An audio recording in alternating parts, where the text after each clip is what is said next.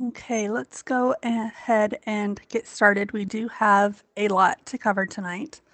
Basically, what we're focusing on tonight is next week's comprehensive problems. That would be April or comprehensive problem 1. So basically what we're going to do is we're going to go over a couple sample transactions, go over the adjusting entries, and then go over how the financial statements should look. Next week, we are going over May's comprehensive, which is due in week 11. You do not have discussions this week or next week. Let's see. Can everybody hear me? I know one student says she can't.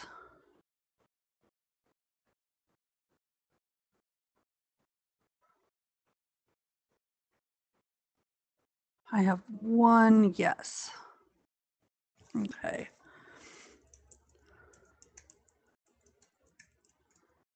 I have 2 yeses.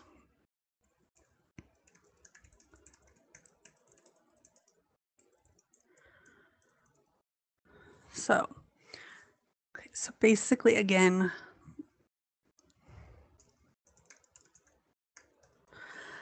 so basically what we're going to cover is go over the entire concept for the comprehensive problems. Next week's conference, it usually takes about an hour and a half, so make sure you plan that into your schedule if possible.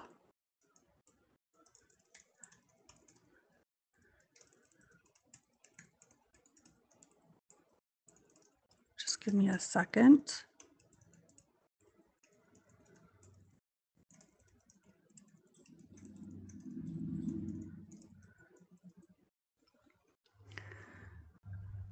Okay.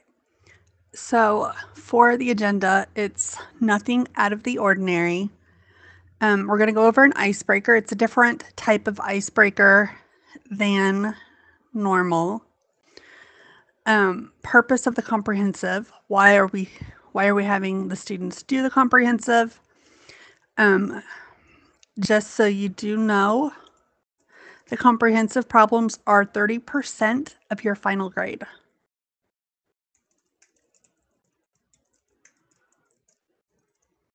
So that is a huge chunk of your grade. And it's only 2 problems, so with a huge chunk of your grade, which is why I focused the last 2 conferences on the comprehensive problems. Go do a quick rundown of the directions, do the chart of accounts. Again, we're going to go over some sample transactions, the adjusting entries, briefly touch on the closing entries, then look at the financial statements and the formatting of them. Those are not as important as they have been in the past because we are using CNOW, where everything is, the formats have already been set up for you. In the past, we have used Excel spreadsheets for students to complete the assignments. And so now with CNOW, it helps with the formatting, so you don't have to worry about it as much. And then do a quick wrap up, go over what's due this week, what's due next week. So you have a foundation for the next 2 weeks. We do only have 4 weeks left of the quarter, so it is winding down rather quickly. So let's do the icebreaker. This is one I found as I was attending a professional development conference, and it was really good. So I thought I would give it to you guys. So can you tell me what each of these 3 squares mean? I'm trying to rack your brain a little bit. Just type it in the chat room if you think you have one.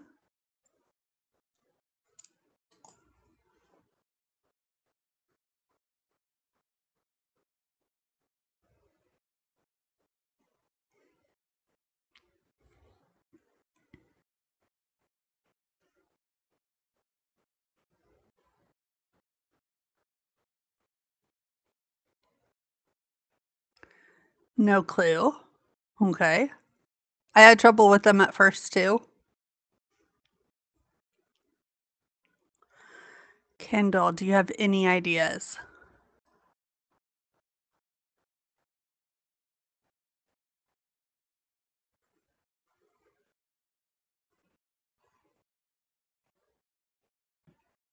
Okay, so the first one, which is belt and hitting, is hitting below the belt because you have the word hitting underneath belt.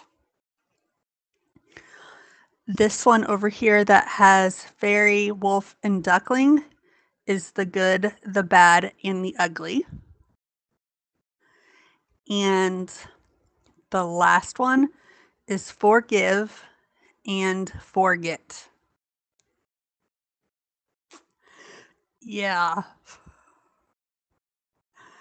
I struggled with these two when I first saw them, and then when she gave us the answers, I'm like, oh, now it makes sense.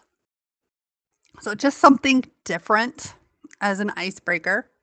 So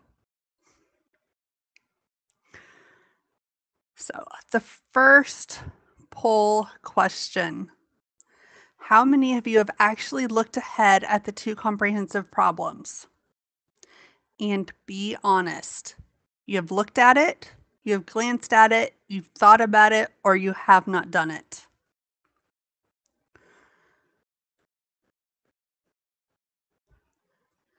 That's usually about where students are in the I have not done it section.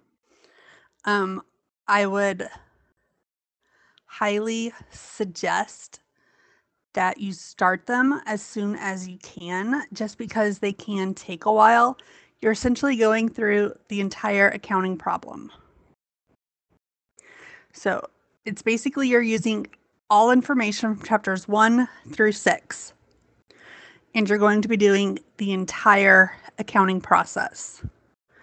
You're given transactions, you're going to be journaling them, you're going to be putting them into the general ledger, you're going to be doing a 10-column worksheet, then you're going to have to complete the 3 financial statements, as well as making sure that everything balances and you are good to go. The information on your post-closing trial balance from this comprehensive is used for May's comprehensive. So I will give you the ending balance amounts next week so that you can start May's successfully. But you need to try to get it done as much as you can.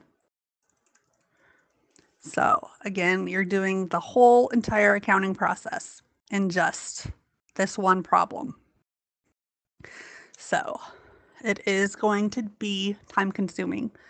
I will give you a heads up right now.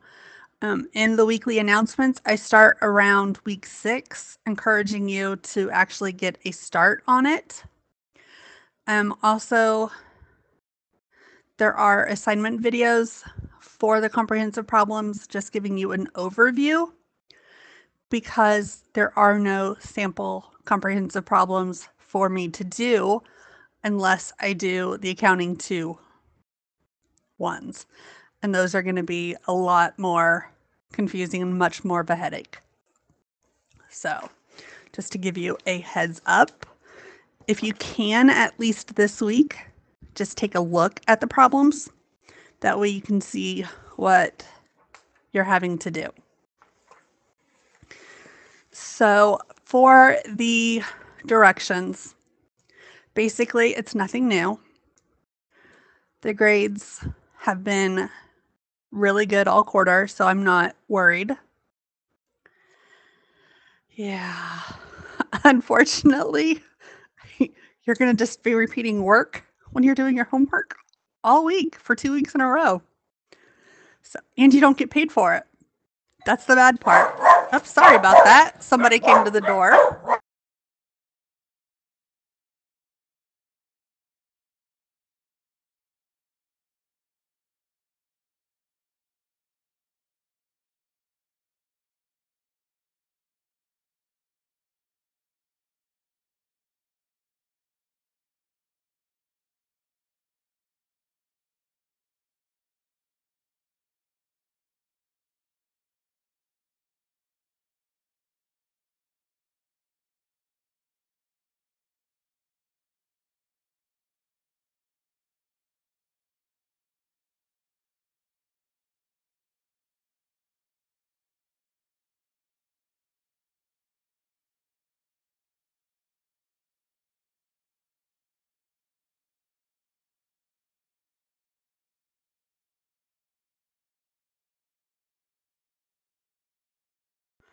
Okay, sorry about that. I'm going to try this. Somebody came to the door to pay my niece for her cat sitting. So the journal entries basically look at chapters 4 and 6 for help on how to do those. The general ledger, chapters 4 and 6. Trial balance, chapter 6. Worksheet, chapter 5. You can also look at chapter 6. Adjusting entries, chapters 5 and 6. Financial statements, use the ones from chapter 6, not the ones from chapter 4. And then closing entries, chapter 6. Basically,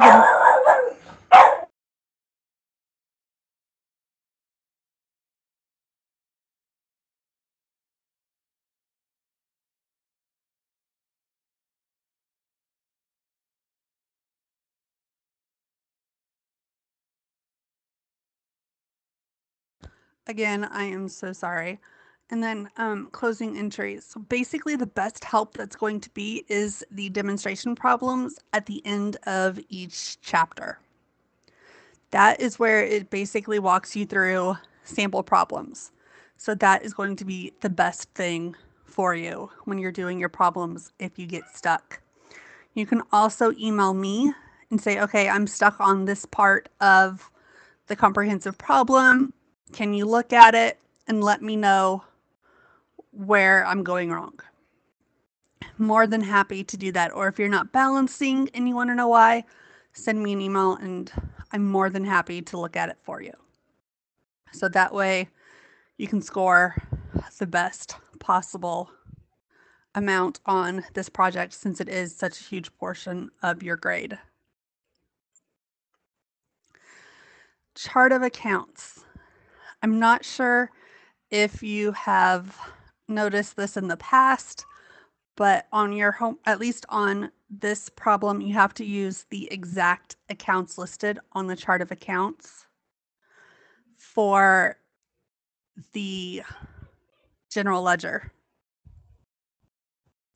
And so make sure that when you're doing a problem, you don't put just capital, you put the owner's first and last name and then capital. So definitely that's pretty similar to what you should have been doing all quarter to not lose points. But I haven't gone in and to check each student's work yet. So, okay. The transactions, again, it is nothing new. It's pretty much the same thing we've been doing all quarter. Next week on May's comprehensive, there are a couple trickier journal transactions that we will be going over. Some of the transactions in April's and May's, they're going to give you so much more information than you need to complete the actual journal portion, but it's going to give you information on the depreciation as well that you're going to have to calculate. I will show you an example of that in a minute. And then I do plan to go over some of the transactions. These are the ones that have thrown students off quarter after quarter. Are there any questions at this point?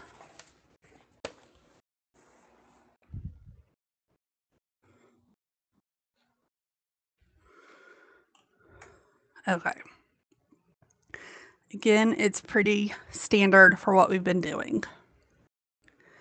So let me open the poll.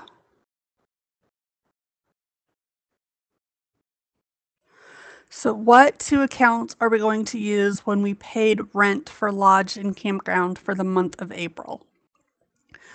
Are we going to use lodge and accounts receivable, lodge and accounts payable, or lodge in cash?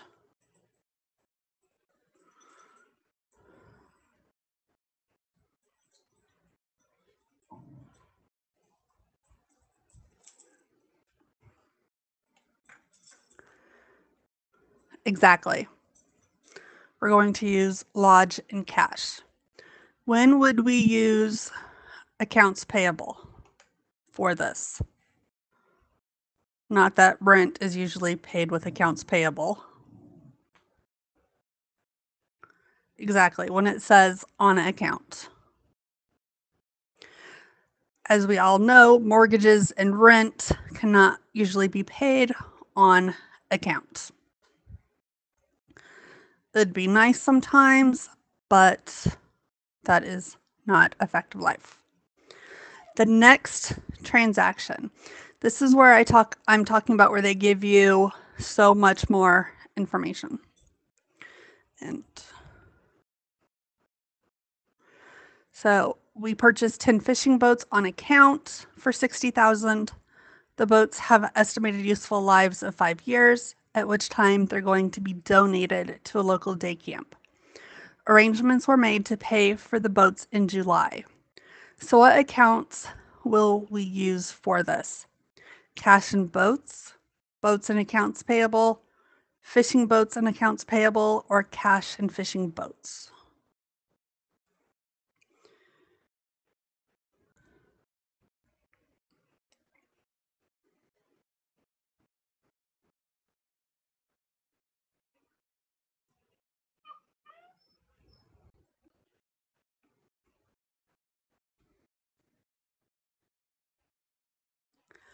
Close.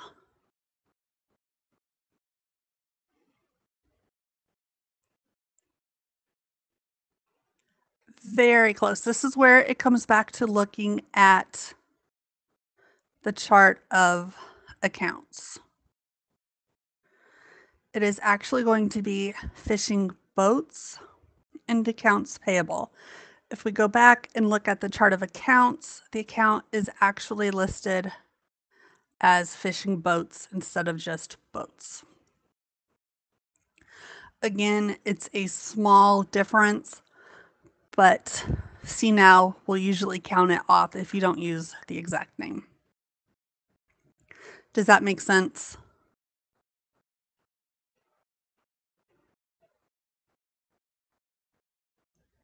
It's a pretty simple fix on that one. Okay. So the next transaction I want to go over is, again, another one that students usually miss quarter after quarter. If we purchase food supplies on account from Acme Market for $7,000, what two accounts will we use for this? Is it going to be cash and food supplies expense, food supplies and accounts payable, or food supplies expense and accounts payable?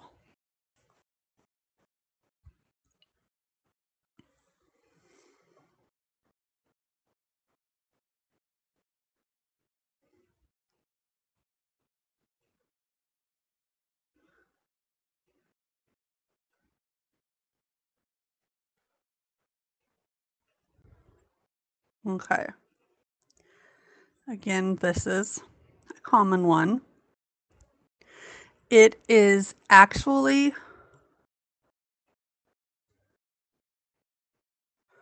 food supplies and accounts payable. So, because we're purchasing the supplies. And so it's kind of like if we're purchasing office supplies or computer equipment, we're purchasing an asset to have on hand. We will use food supplies expense when we're adjusting the entries. And so we're going to have we will adjust the account at the end of the month, but we're just showing that we purchased the asset. Does that one make sense? Equated to purchasing computer supplies, office supplies. Okay. The last actual transaction that we're going to go over is we are paying Acme Supermarket for the food that we have purchased. So are we going to use cash and food supplies, cash and food supplies expense, cash and accounts receivable, or cash and accounts payable? You've done something similar to this earlier in the quarter.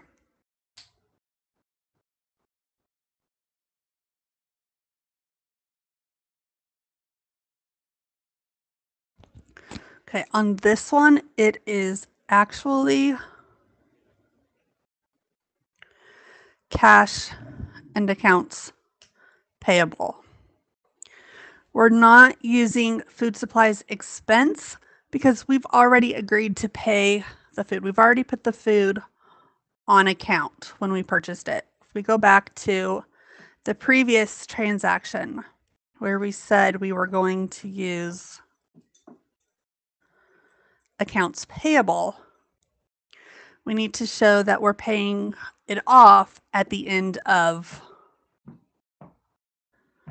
the month.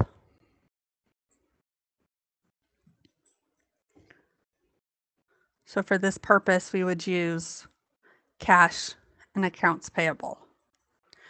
Does this one make sense? I'm just trying to make sure you guys understand why the answers are what they are. Okay. If you ever get confused and I'm not explaining it properly, or I'm not explaining it where you can understand, please interrupt me. Or if you don't feel like interrupting in the conference, please send me an email later on.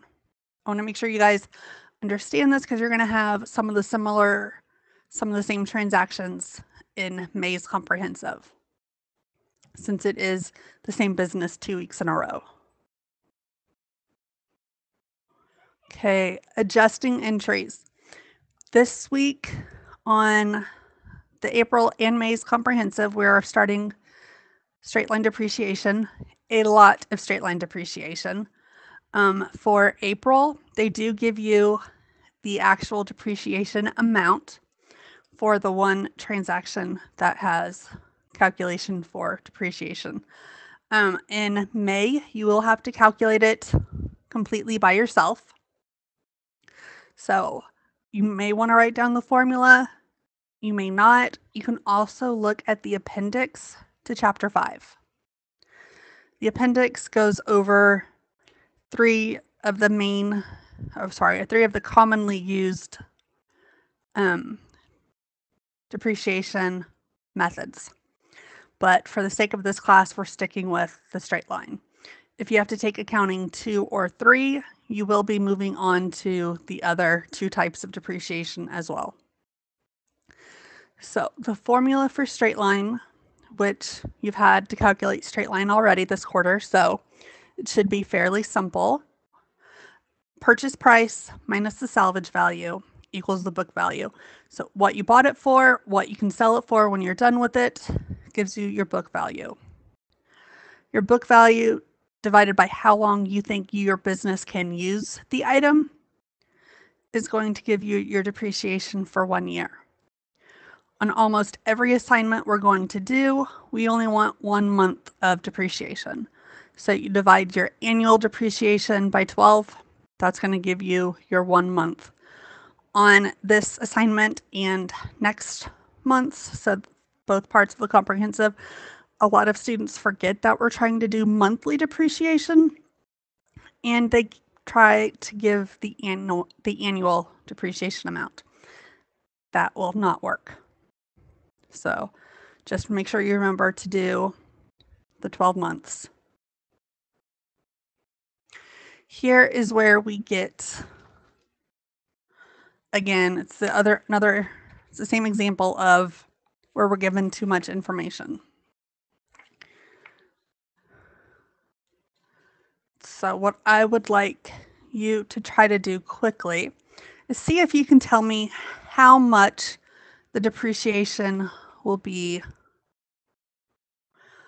for the year.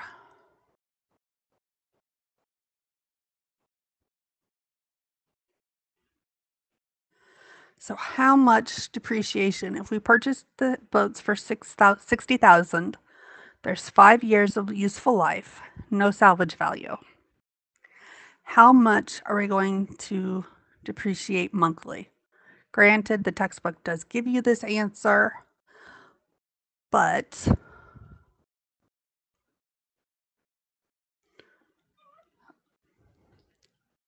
I'd like to see if you can calculate it.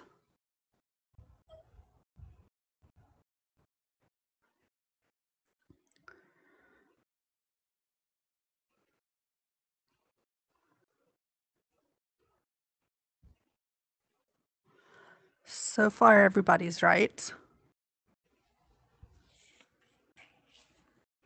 Got one left to answer.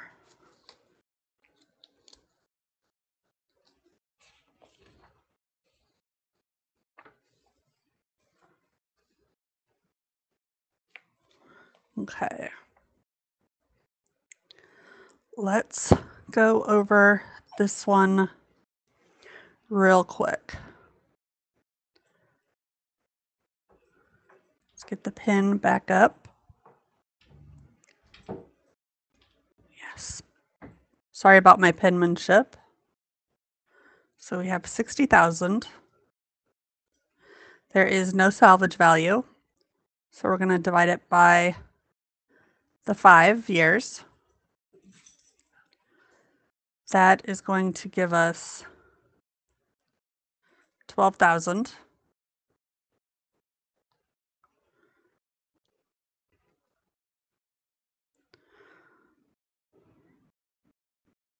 And then if we take the $12,000 divided by 12, that is going to give us our $1,000 for each month.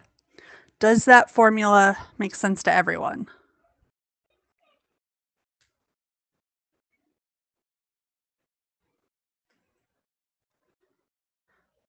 Okay. On May's comprehensive, you will be given some items with salvage value. Just to make sure you are aware of that.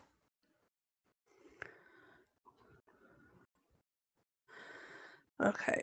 One thing that students usually have issues with is they forget that the book switches between, you should know this because of chapter 5.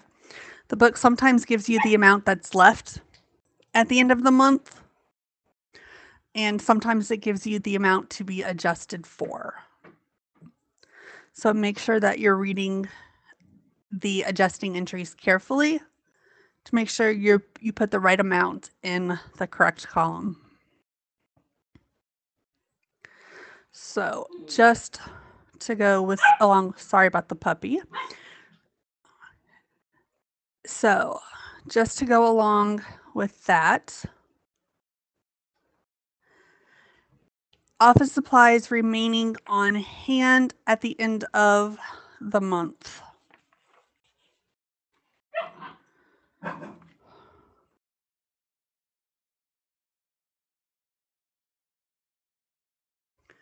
Is that the amount left at the end of the month or the amount to be adjusted for?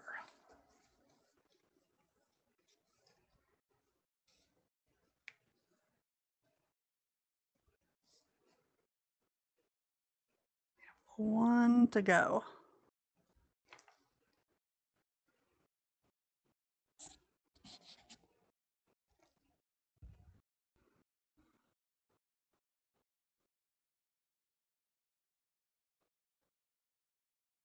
Exactly.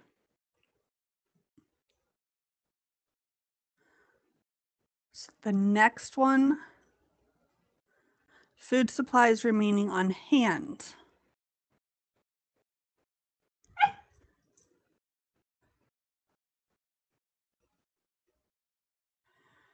Is that the amount left at the end of the month or the amount to be adjusted for?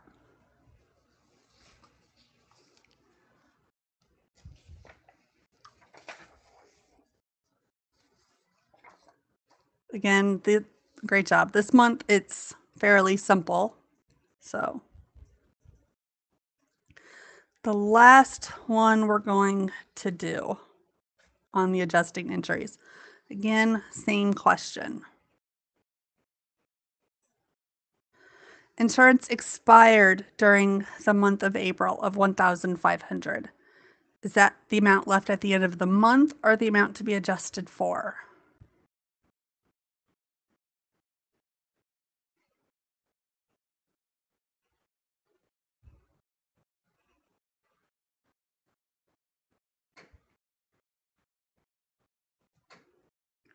One student left to go.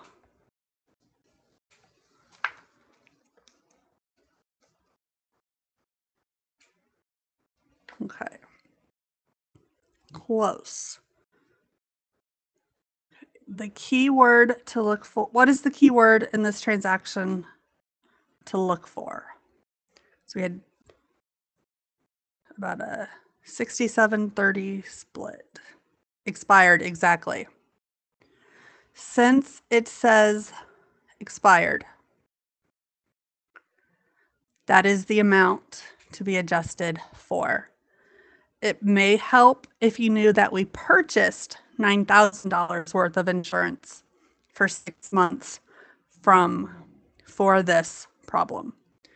But when you're doing these problems, make sure you're reading very carefully and very slowly.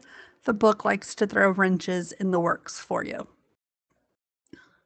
which I think is good because it's more like what would happen in real life. So the last question I'm going to ask you that you're going to have to actually answer before we get to the wrap up, and I did not include this in my polls that I pre-made.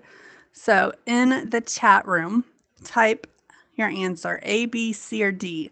How many closing entries should we have? If you think back to chapter 6.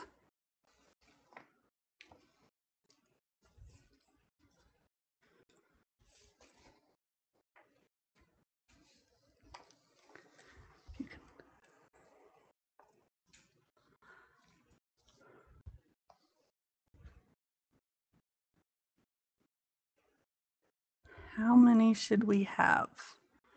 You know you're going to be closing your withdrawing to capital, so that's 1. You know you're going to be closing your capital to income summary. So there's another one. Okay. There is actually 4. So one thing to help you remember is the lovely acronym the textbook gave us. You're closing your revenue to income summary. You're going to close your expenses to income summary, closing your income summary to capital, and your drawing to capital. So that is going to be your 4 closing entries that you're going to have to remember. So CNOW should give you the 4, but it always helps to remember what you're going to be closing. So we are almost done. So thank you for your patience with the dogs. So the financial statements, they're going to be based on chapters 5 and 6. The best thing to look at before you even start to kind of refresh your memory is use the examples on pages 197 to 199.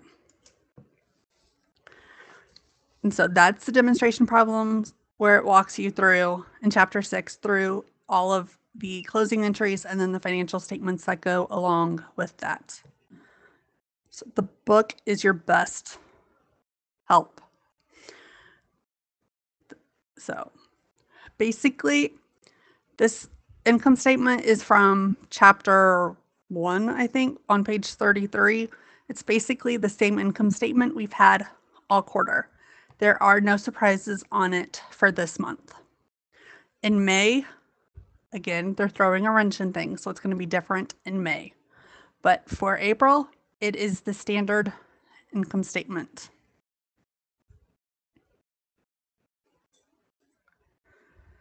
Statement of owner's equity.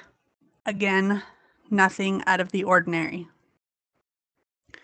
So it's the standard income statement. You will have an increase in capital both in April and May. So if you've gotten a loss, go back and check your work. Or if you get stuck and you can't find it, let me know and I'll look for you. The balance sheet. Again, you're going to use the one from chapter 6. So it's going to, you're going to divide up your current assets with your property, plant, and equipment. May's is going to be pretty short and sweet. Unfortunately, May's, because we're purchasing more assets, is going to be quite a bit longer. But it's the same standard format. Anything that I haven't touched on that you may have a question on before I do the wrap up?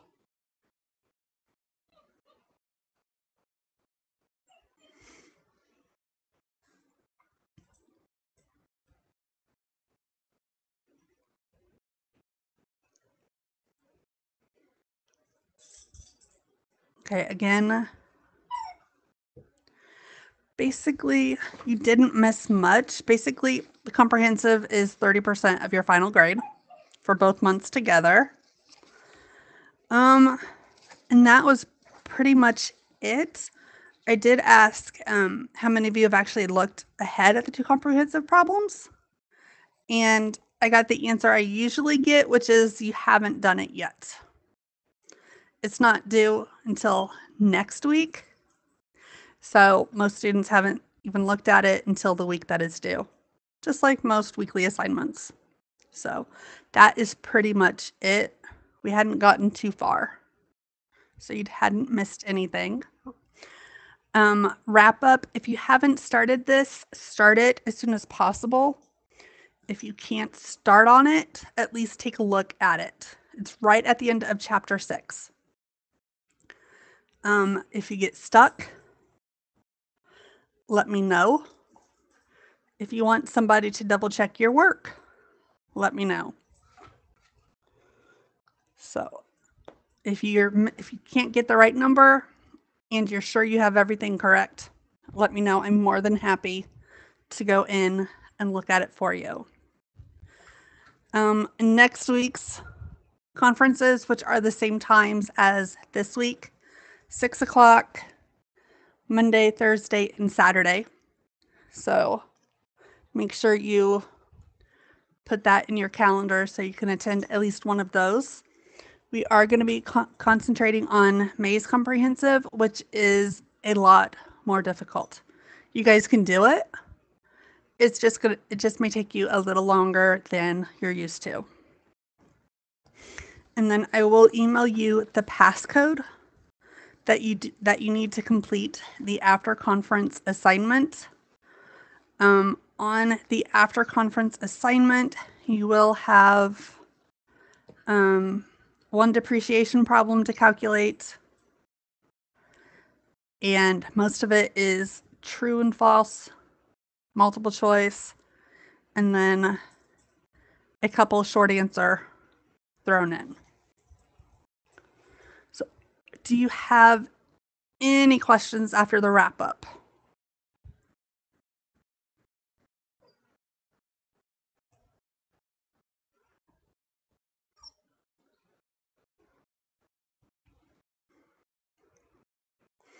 Okay, if you have no other questions, that is all I had. I will get you the passcode before I get off the computer tonight. It is open, so you can take it before you get off the computer tonight, or you have until Sunday night to complete it, just like a standard assignment. And that is all I have. Enjoy the rest of your evening.